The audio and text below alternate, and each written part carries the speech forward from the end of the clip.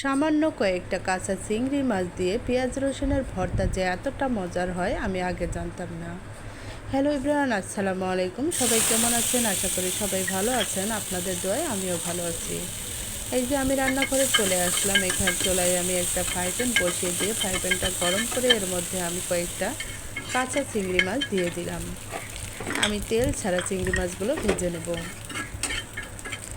চিংড়ি মাছগুলো কড়া করে ভাজতে হবে, নাহলে কাঁচা থাকলে এটা খেতে মজা হবে না। এই যে বন্ধুরা দেখুন, আমি এটা কড়া করেই ভেজে নিয়েছি। এখন ওই ফ্রাই প্যানেই আমি কিছুটা তেল দিয়ে দেব।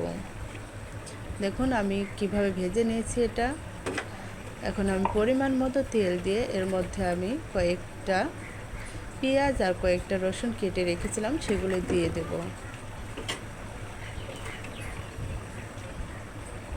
এই যে বন্ধুরা দেখুন আমি এগুলো দিয়ে দিলাম। এখানে আমি রসুন আর পেঁয়াজের পরিমাণটা বেশি নিয়েছি, আর চিংড়ি মাছ কম, তাতে সমস্যা নেই। সামান্য চিংড়ি মাছ দিয়েই এই ভর্তাটা অনেক মজা হয়।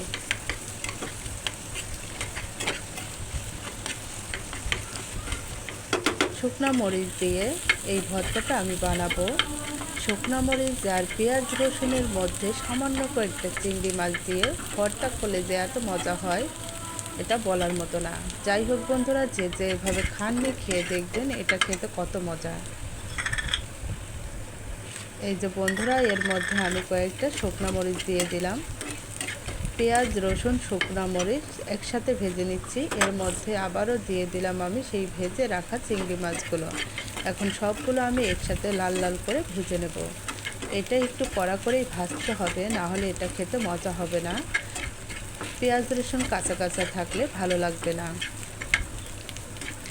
এই যে আমি এক সাইড করে শুকনো মরিচগুলো রেখে দিয়ে আমি আবারও এটা ভেজে নিচ্ছি।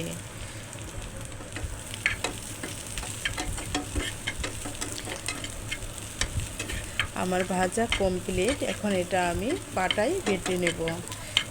এটা পাটায় বাটলে খেতে বেশি মজা হবে, তাই আমি এটা পাটাই বেটে নেব। এই যে এখানে আমি শুকনো মরিচগুলো তুলে নিচ্ছি।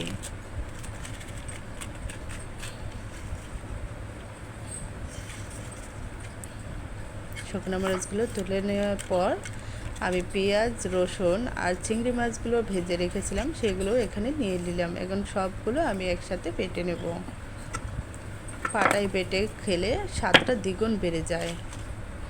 এই যে বন্ধুরা আমার বাটা কমপ্লিট। আমি বাটাটা দেখালাম না।